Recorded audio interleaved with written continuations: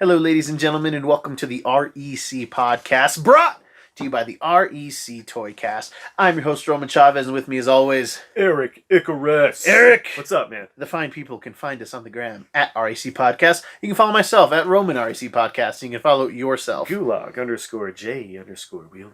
Check us out at REC Comics, where we're selling some swag, guys. We got some toys, some comics, all kind of goodies. All right, check us out there. Let's make a deal.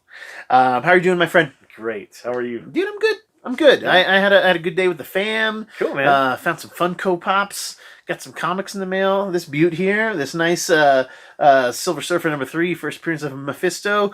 Get these, boys and girls. It's coming.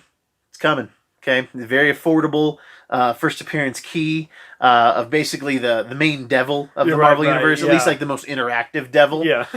He's a devil. Yeah, not the devil. Yeah. Mephisto, Silver Surfer #3. Very, very good book. And if you see a Silver Surfer 4 out there for a good price, throw it your boys' way. I'm real interested in that. Who's in that one?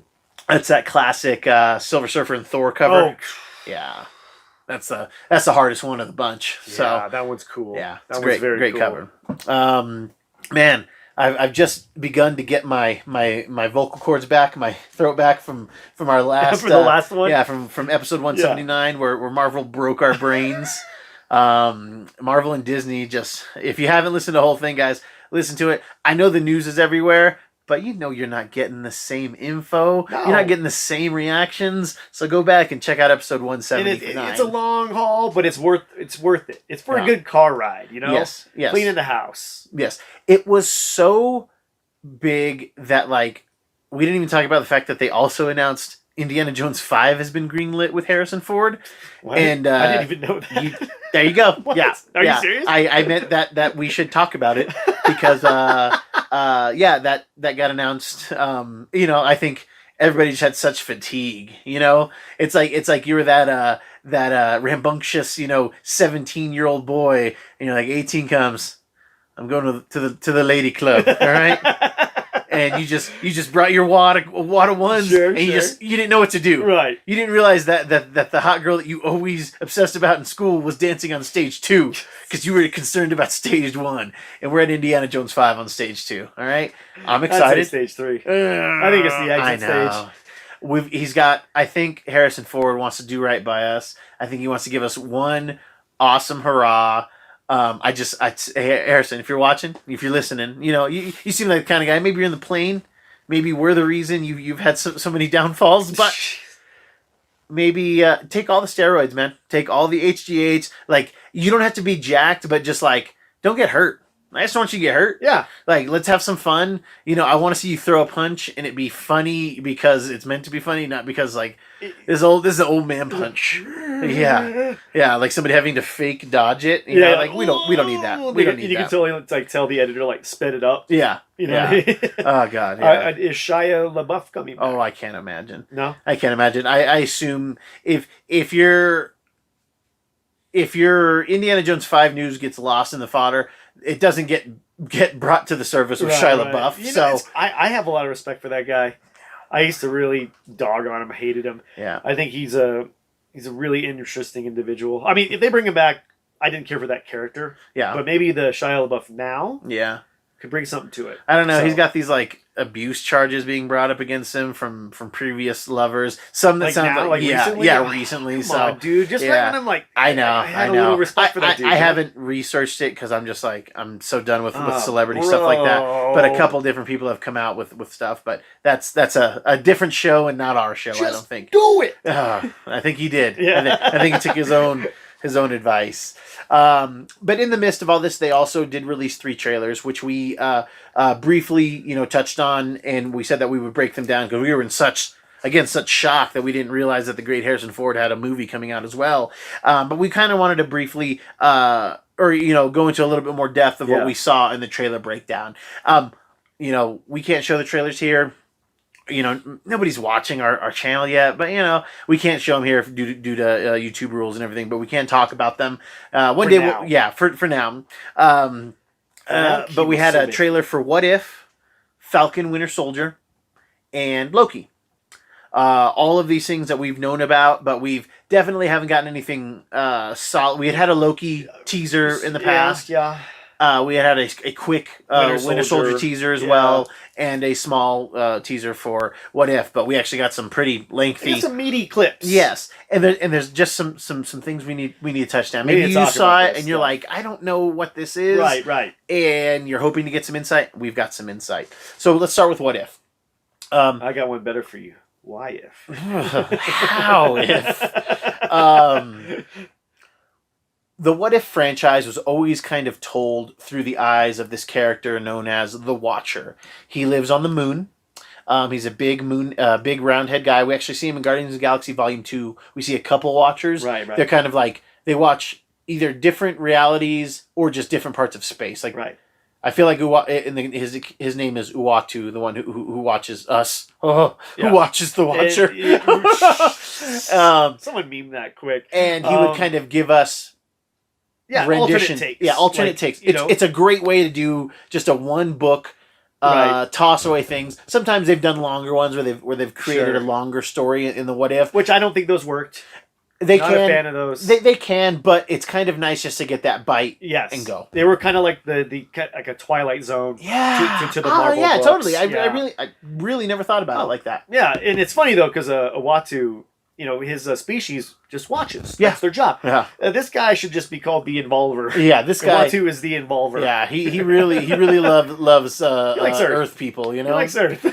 So he would tell us these stories like what if. He would ask us the question what if. He's narrating it. He's narrating, and he was narrating the trailer. It was awesome. That's cool. And we saw. I'm just gonna start with. Let's do the Captain Britain. Yes. Okay, so the what if seemed to be what if Peggy Carter from Captain America, the First Avenger, and obviously comic book fame, took the Super Soldier Serum instead of Steve Rogers. Right. There is a What If comic that does have this story. I don't know if it's going to be verbatim that, because this is clearly influenced by the MCU. Sure.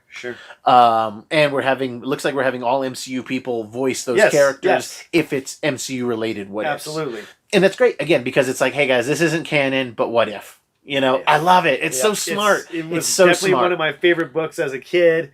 This was the thing I was most excited for. Yes. Peggy Carter gets the serum, which I love that idea. I love the story.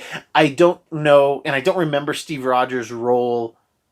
I don't know if he becomes like the Bucky character. I can't remember. Right, that would make sense. It would make some sense. The grenade Tommy Lee Jones throws was live, and he did blow. Oh man, dark. No, only in pieces. And then Howard builds him a robotic body. All right, that's what's going on. That's going to be awesome. I love that we have all of our voice actors coming back, and it looks like redemption for the unceremoniously canceled Agent Carter. Yes. Show, which I've never watched, but my co-host here is in love. Me and your dad, we watched them all. Right, we loved them. Amazing. It was so much fun. It was a great, just like a little break in between the fall and spring program. Right. So I'm glad that it gets a little redemption here. Yes, and again, this is just going to be a bite. It's not going to be some long series. I know it's going to be 10 episodes, sure, but not just. I think each episode's its own what if, or maybe it's two what ifs in one. Something like that. My favorurt image is her coming off the building holding the shield with the British flag on it. You cannot beat that image. A lot of real quick, we do have a Captain Britain. We do, yes. In the normal Marvel 616 universe. Braddock? Yeah, Brian Braddock. Brother of Psylocke. Betsy Braddock. Yeah. So just a little tidbit there for you kids. And then let's see, we did see some alternate versions of what looked like Doctor Strange stories and Thor stories from the MCU. Right. All with the exception of Marvel Zombies, spoiler, it looks like they all are going to be somewhat, at least the ones that we saw were MCU variations, which is brilliant, I think. Because then because Marvel Zombies is definitely comic book, so you've got one major out of left field comic book, okay? The alternate versions of Doctor Strange and Thor, I don't have any story info on it, and I'm fine. Like I just really want to enjoy it. Blind, the one that seemed the most interesting to me was this Black Panther Star-Lord type of thing, because it implies that then T'Challa is a child of Celestial. Because you have the Ravengers abduct T'Challa as a boy, instead of Peter. Right. And then we know that the Ravengers were what's his name? What's Ego. Ego, yeah. Ego was like, oh, hey, go get my kids. Yeah. You know, and then, you know, so it creates a very interesting, because obviously T'Challa gets the Black Panther powers from the plant. So yeah, he's basically on he would basically be the same thing as Quill. Right. Like just a little bit more enhanced, just a little bit, just like better equipped in space. Yeah. But yeah, like I'm just smarter. Yeah. T'Challa's just way smarter. Yeah, he's definitely way smarter. So does he get back? Does he get away from them? Right. Does he establish a colony for Wakanda in space? Oof. You know, I could see T'Challa using this as an opportunity, like, you know what? We don't have deep space travel yet. Let me see what it has to offer. Right, I'll learn it, and then I'll come back. You know, and further us that we can do a galactic empire, which they have done a story called Wakanda Galactic Empire. Yeah, man, just getting their stuff out there, mixing it up with Ronan. Oh, yeah, it had a lot of interesting ideas, but then like I forgot about the story, and then it seemed like it was still going for years. I don't know. I would have to re-catch up. But what do you think of that premise? What do you think of that idea? I'm kind of leaning in towards the Thor and Doctor Strange. The less I know, the better off I'm going to be. Sure. Some of the best teases I've seen. I'm on board with what you're saying. Mm-hmm. I really hope it does delve into that. Like, what would a Wakandan do in space? Yeah. Because by nature they're conquerors. Yeah. They hold their own. They're not going to let somebody kind of dictate what they do, like kind of like Quill, because Quill kind of bought into the Ravager lifestyle. Yeah. T'Challa, he ain't going to do that. I don't think so. No. Or is he just going to kind of moonlight just to survive, but then he kind of falls for it a bit? Sure. Like, Well, maybe he starts to bond with Yondu. Yeah.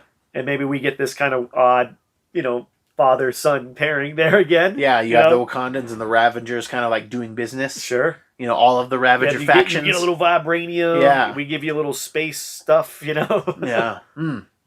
And then we did see, there was a quick image of what looked like Steve Rogers in Iron Man armor. I don't know if that's going to be in its own episode. If that comes from the Captain Britain episode. Right. Ooh, that's kind of cool. Yeah, I went through a bunch of articles, a bunch of people tweeting things. I just pulled out some stuff that I thought I saw. I did leave some of these things out that I didn't really see myself. So please, kind of the fun of this of the information game in pop culture is like being able to like nobody just has one source for their pop culture. No. So I hope that we talk about something that you find interesting, and I hope you guys comment below on something that you saw that was interesting. I think that's cool because if I always forget the scientist that developed the serum's name. What's his name? For Cap. The German dude. Yeah. Anyway. Yeah. It would make sense that Erskine, yeah. Oh, if God, he sorry. developed the serum for someone to use in England, Uh-huh. it would dictate that America be like, hey, we want to be in this fight too. And Stark develops this armor for a soldier that is worthy to carry the armor. So we get these kind of two dynamic duo, if you will. Or does something happen to Steve and he dies before he can be? Does the dude who shows up that day to mess up the thing? Does he shoot Steve before he goes into the the vitamin the Vita-Ray machine? Is that what it's called? They're exposing him to Vita rays. I think I'm gonna start calling steroids Vita rays. Yeah, girl, get it. And then Marvel Zombies. I'm so excited. I wonder what they're going to do, if they're just going to spoon feed it to us, or they're just going to say, hey guys, if you're watching this, you know enough to know what happened. And then we're just going to show you a cool story from the zombie universe. Right. They did an excellent, and it's a heartbreaking one shot for a Halloween special one time for Marvel Zombies. And you see Kitty Pryde talking to her son. And I can't remember, she's telling him a story. I think she's telling him what Halloween is. And he's like, why can't we go door to door? And she's like, you know why we can't. And you find out that they're kind of in the zombie world. And he's inherited her abilities, so they're unable to be consumed because they can just be intangible. Totally. So they're just kind of ghosts on this planet. And the zombies are coming for them constantly because they have to sleep in shifts and everything because they have to sleep at some point. Totally. So yeah, it's super crazy. And then obviously Colossus is his dad, and Colossus is constantly hunting them. And it's creepy. It's really interesting. So do you do a self-contained, just one story thing in there, and then is it Treehouse of Horror, and they become Marvel Zombies? That would be cool if it becomes Kang and Kodos. In every season, we get another one I like Like that. in one of the episodes, I like it's just that. like another story of Marvel Zombies. Totally. And it's just a bite every time. A bite. Yeah. I mean, because we do know that Bucky is going to be involved in the Marvel Zombies. I think all of them, but yeah, we did see that. Yeah, catching the shield. Yeah. I So totally maybe put that we're on gonna my have head, some odd thing with him. Yeah. I don't know why. Or I don't know why. Or he's in stasis and wakes up and he's like, oh, everyone's zombies. That would be cool. Ooh, and that would be the MCU tie-in. Like something happens. Oh. And he doesn't get woken up for the Avengers. He gets woken up because like he's like Fry from Futurama. Yeah. He gets woken up in the zombie world. Totally. Dude, yeah, that's the MCU tie-in. I think that's what's gonna happen. Yeah, whatever. And then that's how you do that story where we're trying to figure out what happened. Right. Like what happened between him going into Wakanda and then him waking up and finding out that the world is full of zombies. Yeah, that would be that's sick, gonna bro. Be cool, man. I hope that's what it is. Do they ever say what caused the outbreak in Marvel Zombies? Nothing concrete. They do give allusions to the Necronomicon. Because they do the Army of Darkness, crossover. Yeah. But then even the book alludes to like it doesn't know what the source of this virus is. Gotcha. So, yeah, those are the what if titles. Very excited about that. I didn't realize. Obviously, we're excited for all of these, but Falcon and Winter Soldier. I didn't realize like how much I wanted like a spy drama. I really think we're gonna get a globe-trotting spy thing going on. Yeah, totally. And I'm very, very interested in that. There are some questions that need to be answered. Does Sam have Cap's shield, or we do see it definitely like a U.S. agent? Is that the real shield, or is that a copy? Is that like a knockoff? Right. What happened to the shield that Sam got from Cap at the end of Endgame? We do see it in the first Winter Soldier Falcon trailer. Yes. Remember, he's practicing with it. Yes, but where does it? He doesn't have it in this trailer a lot. Yeah. And does the U.S. agent character? Does the government get a hold of it? Does he have the real thing, or does he have some crappy knockoff? Right. Well, everyone who's not in the know, U.S. agent is John Walker, kind of a souped up super soldier. Yeah. Kind of gets the steroid version of the super soldier serum and just becomes a he's the meathead Cap. Yeah, he's the bully. He's like if the jock guy in the first Cap movie became Captain America. Yeah. Erskine says that the serum makes if you're good, it makes you better. It makes all this stuff. Right. This one just kind of like took everything up to 10, including aggression and all that stuff. Yeah, because like John Walker, though good, his heart's in the right place. Yeah, but he will hurt you. Yes. Yeah. Even if it doesn't justify, he'll break your knees. Yeah. He's somewhere between Cap and Punisher. There you go. Yep. And then to that point, then that group that had the red hands on their face, they're called the Flag Smashers. They're a terrorist organization, like a local Tea Party. And the Flag Smashers look to be performing some type of heist in the trailer. Oh, so cool. what are they trying to take? Is this going to be a setup into our other armor wars? Are they trying to get Stark tech? I like it. Because in that vein, we see that Falcon has a suitcase that has his wings in it, very Stark techy, which we know that the wings are already Stark tech. Right. So it would make sense that they would continue. Tony. Does that Flag Smasher have any residence in the 616 Marvel Universe? Yes, they are an organization. I'm not super familiar with the group. But they do exist. They do exist. Cool. They do exist. I had to look them up though for this. It wasn't what I remembered, because there's this group called the Watchdogs. That might have been from Agents of S.H.I.E.L.D. There's a couple different groups like that that kind of have a similar mask. Right. But the handprint was throwing me off. Okay. But I like the suitcase upgrade, because then we see a new version of the costume as well. Totally. That looks really good. We knew that Zemo was going to be in the story. Right. We see Zemo. It even looks like we might even see Zemo maybe in like a flashback sequence, like remembering his family, but brings this very, very strong character who, while was so interesting in Civil War, we needed more. And I never thought we were going to get a version where we could. Yeah, for sure. Yeah. To me, this is the series that feels most like a movie. Mm-hmm. Yeah. Scope, you did say that when we were watching it. Just the way it's shot, the effects. I mean, Disney/Marvel flexing their budget here, because it looks beautiful. I'm really looking forward to more of the banter between Yes, the that two was characters. on my list of things to talk about. Because Yeah. I mean, those two just have good chemistry. Yeah. Sebastian and oh my god, And Mackie, Anthony Mackie. Yeah, Mackie. Yeah. I really want us as viewers to effortlessly, I can't say the word. Effortlessly. Thank you. See why Steve is friends with these guys. For sure. Like we already see them kind of bonding a bit. We see them kind of doing the brother. Yeah, they're broing out. Yeah, they're broing out. Totally. Like I want to see that. I don't want to see them not. I love that scene in Civil War in the car. Yes. When they're like watching Steve like kiss and they're just like, I want to see more of that with them. Yeah. See them care for one another. And we saw glimpses of that. Oh yeah, in the trailer. It brings back the "I hate you." Yeah. Yes. Classic. And are we getting Madripoor references? We keep seeing this kind of like, Atlantic City, but it looks very Asian. Yeah. It looks kind of scummy. We see it a couple times in the trailer. We know Wolverine's coming.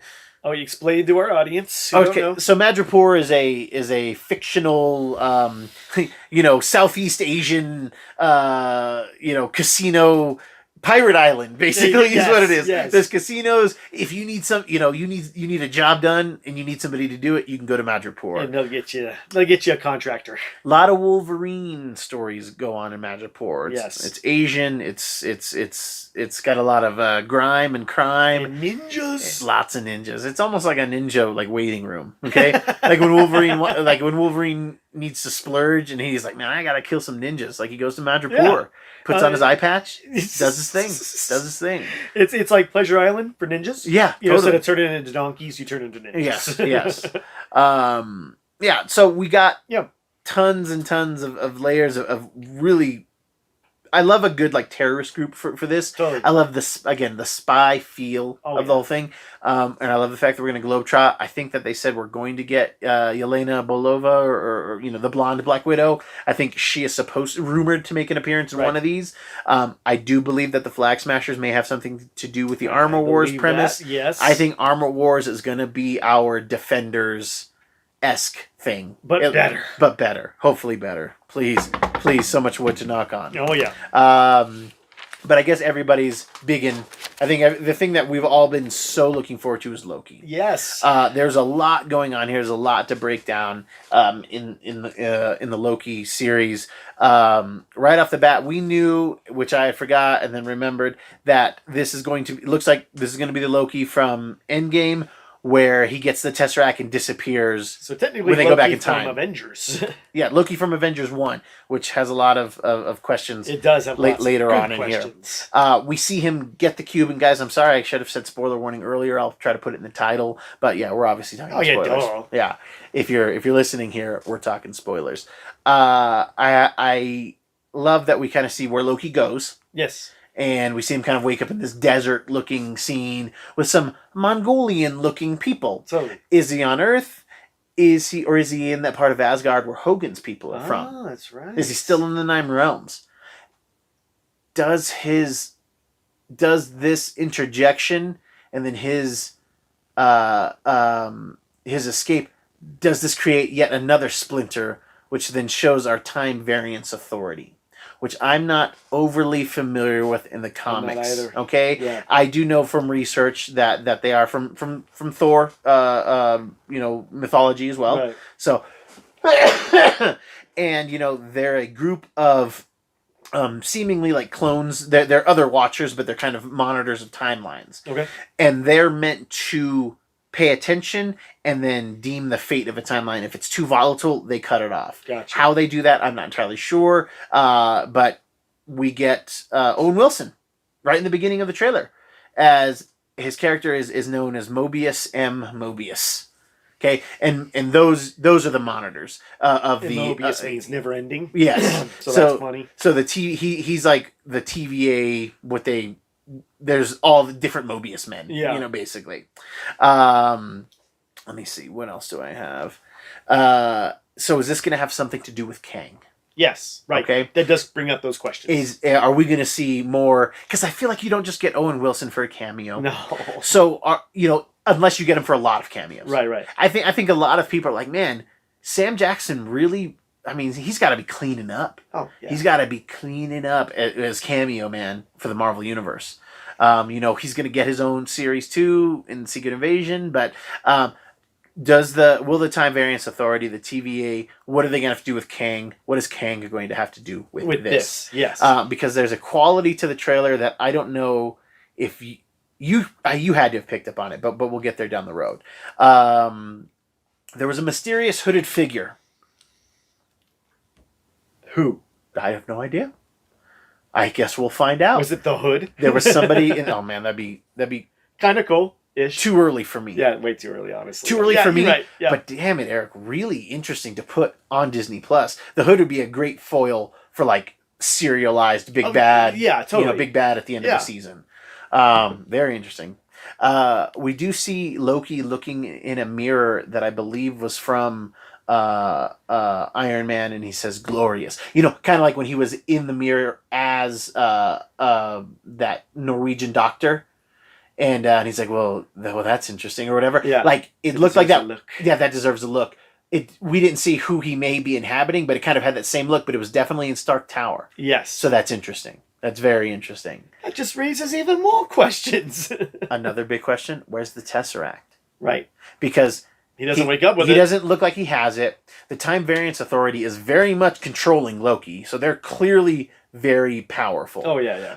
There was some mention of a character that I didn't know, and it was I couldn't even pronounce the name, so I didn't even try to write it down. At the Time Variance Authority, I'm not sure what that is. But what are they making Loki do? Right. What's his penance for what's going on? Sure. Are they like, hey man, I bet you there's going to be a scene where Loki's like, yo, like people are going to be looking for me. Yeah. And they're going to be like, yo, you're an aberration. You shouldn't exist. Yeah. Nobody's looking for you. Right. Which, is this a quantum leap scenario? Oh my God. I'm with it. Because of the DB Cooper thing. Yeah. When he's riding the... Yeah. Like, is this a quantum... Like, are they putting him in different moments in time to do different things? Yeah. To put the wrong things right. I don't know. That is a very interesting question. I don't know. I think that is a great concept for the show. I again, going back to the Time Authority, I don't think... Well, maybe they are. Maybe they want certain things rectified. Mm-hmm. And maybe they want certain things to be done a Loki way. Meaning, he's ruthless enough to like, hey, this needs to go bad. Yeah. This part of history wasn't supposed to go good. Yeah. Maybe they put the right man for the job in there to do this. Maybe he's going to other timelines to do that. So the quantum leap aspect of it is like, yo, you're so-and-so in this timeline. Right. We're putting you there because we can disguise you as this person. Totally. And you're a god, so you know you're durable and blah, blah, blah, blah, blah. Because there is a scene where we see ROXXCART, which says Roxcart. Does that imply that that's part of Roxxon, which is in the comics a very, evil corporation? They're an American corporation, but they supply terrorists, they supply all this stuff. But their front is this corporation. Yeah. Against Oscorp, they're on that level of type of thing. They'll do business, whatever. They're doing all kinds of illegal stuff. So does this imply that this is just this is Roxcart, which is a part of Roxxon, or are they on a different reality where it's not Roxxon, it's Roxcart? Ooh. I don't know. So it was just weird. Like you saw him dressed in different outfits, sure, yeah. different lengths of hair. Yep. That's what's giving me the quantum leap vibes. Sure. And other people on the internet. This is not my Sure. my theory. Obviously Loki is a shapeshifter. This is true. So, obviously he is the right person to put in these different scenarios. Bringing it to this is the Loki from 2012. That's my next point. Go for it. This Loki has not gone through all the growth as the Loki we know from Endgame. Yes. Up to Endgame. Yeah. Who is kind of a quasi anti-hero at this point. He's bad, but he knows what's right. So this Loki's still hell bent on, still proving himself the dad. He's still ruthless. He's still ruthless. Yeah. We see him with the knife and everything. And he's ready to kill. There's a quick scene, and I saw a couple of different people screen cap this. Mm-hmm. it looks like there's a moment where we see Black Widow. Yeah, about the 2-minute mark. In the soul realm. Yes. What we think is the soul right. realm. I'm into that. I am into that too. Because it'll be interesting if he goes there, sees her, and then she tells him what he becomes. Right. Like what he's done. Yeah, that's sort of like this. It's sort of like his Gamora moment. Yes, yeah. yes. So. Well, she's got to sneak up on him. Yeah, which would be great. Not many can. Yeah. We see, I hope we get a Heimdall. Yeah. Yeah. He asked for him in the Bifrost. Yeah, that's right. So if we can get one of the sexiest men alive to show up. Yeah, totally. I would be I'd be very into that. Yeah. And then there is a Loki storyline that, because in the comic books, Loki's kind of an old man, for like a long time. He's just like an older dude. And then with the success of Tom Hiddleston, they've really kind of younged up Loki a bit. Yeah, kind of and dimed him up. Dimed him up a bit. And really played into those Tom Hiddleston looks. Sure. Which there are so many of them in this beautiful trailer. I'm so excited for this He looks great. For the show. And real quick, on a side note, maybe this, because in the comics, we do get a female Loki. This would be perfect to shoe in our female Loki. I believe there is a female Loki appearance in there. I believe there is. I saw people talking about it. I did not see it myself. Okay. So there may be, and it definitely deserves a look. It does. Yeah, it does. That's good right there. But yeah, we see the Vote Loki stuff, which is from a modern storyline that I did not read personally. But I remember the cover and I was like, oh, that's cool. They're really. Awesome. I love it when they pull this comic book stuff to say, hey guys, we know where we came from, but we have to. But the MCU is different. Yeah. Well, we're paying homage. Yeah, and it's not even like, oh hey, we know what we're doing. Well, we're also showing you that there's multiple realities. Yes. We're allowing you to understand that, hey guys, we exist, and so do your comics. Yep. Your comics are completely valid, and those stories matter and they make sense, but so do ours. Yep. Our MCU is canon as well now. Was there anything else that you noticed yourself that you wanted to pull out? That was my list. All I gotta say is like when we saw WandaVision. And we were like, that was the most bizarre trailer I ever saw. That Loki comes and goes, hold my beer. Yeah. But at least he did.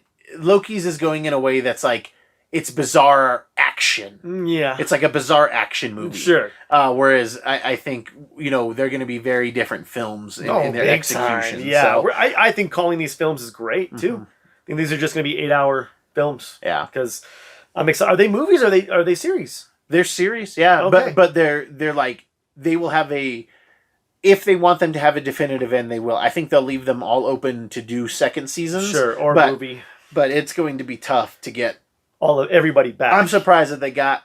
Yeah. Because we're basically getting these billion-dollar blockbuster people to come do television. In which, Disney and Marvel with their odd precognitive vision, like, I think there's going to be a point in 2020 and 2021 where we're all relegated to our homes. Yeah. Let's throw all of our money in the TV division. They saw it. They got us. They did it. They did it all, They're like, hey, we'll sacrifice the parks so they won't think it's us. Yeah. All right?